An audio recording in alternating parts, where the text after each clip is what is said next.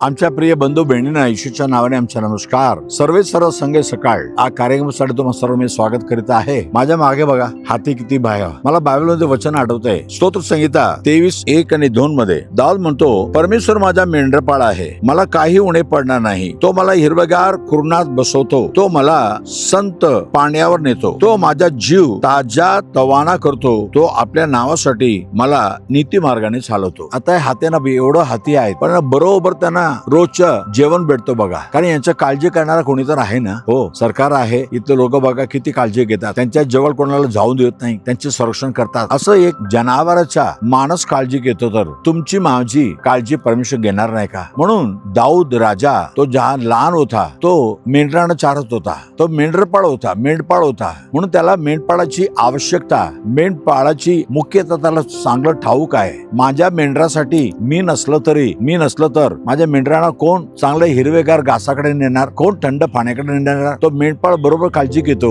मेंढरांना बरोबर नेतो. आता त्यांना ताल लागला असेल, आता त्यांना भूक लागली असेल, तसंच दाऊद म्हणतो, देव माझ्या मेंढपाळ आहे. मी माझ्या खोकरासाठी आणि माझ्या मेंढरासाठी मेंढपाळ आहे, पण माझा मेंढपाळ माझा काळजी घेणारा परमेश्वर आहे. तो मला रोज माझे काय आवश्यकता आहे माझ्या हिरवेगार जमीन म्हणून नेतो आणि थंड पाण्याकडे पण नेतो. म्हणजे देवबापा आमच्या भूक पण मिटवतो आणि आमच्या मनाला शांतवून देतो आणि आमचा ताण मिटवून देतो. हो, परमेश्वर भुकलेल्या लोकांना 107 स्तोत्र संहिता त्याच्या 8 वचन पाहता, परमेश्वर जे भुके आहेत त्यांना अन्न देतो आणि ते ताणलेले आहे त्यांना पाणी देतो. हो, प्रभू परमेश्वर सर्वांच्या काळजी घेणारा, तुमची काळजी घेणार. पण येशू तो देवाचा पुत्र देव होता, तो जगामध्ये मानवासाठी आमच्यासाठी जगामध्ये उतरून आला आणि आमच्यासाठी कल्वरी क्रूसवर जीव दिला आणि आमच्या त्याच्या रक्त व्हायला, यामुळे आमचे पापाची क्षमा होय. तो जिवंत उठला तिसरा दिवस. आपण जिवंत परमेश्वर आहे. तो येशू तुमच्या मेंढरपाळ. येशूने म्हटलं, मी चांगला मेंढरपाळ आहे. हो, त्याच्याकडे या, आपल्या पापाची क्षमा करा, तुमच्या मनामध्ये शांतवन, जीवनाचे सर्व गरजे पूर्ण होईल. प्रार्थना करूया. पवित्र देव बाबा, धन्यवाद प्रभू. देव माझा मेंढपाळ आहे, मला काही उणे पडणार नाही, काही कमी पडणार नाही. दाऊदाने सांगितल्यासारखं आज प्रत्येक जण सांगू दे प्रभू राजा, एक मेंढपाळ येशू ख्रिस्त आमच्यासाठी मरण पावला, जीव दिला, जिवंत उठला, आज पण जिवंत आहे. आमच्या सर्व पातके त्याच्याकडे आम्ही क्षमा मागतो प्रभू. क्षमा करू दे प्रभू आणि आम्हाला शुद्ध करू दे आणि आमची काळजी यापुढे आम्हाला नाही प्रभू, पण आमचे मेंढपाळ आमची काळजी घेणार. सर्व काय गरजे पूर्ण कर. सर्व जे काय ते मागतात येशूच्या नावाने त्यांना मिळू दे प्रभू. येशूच्या नावाने मागितो नाही प्रभू राजा. आमीन और आमीन. God bless you. देव तुम्हाला आशीर्वाद करो. आमीन.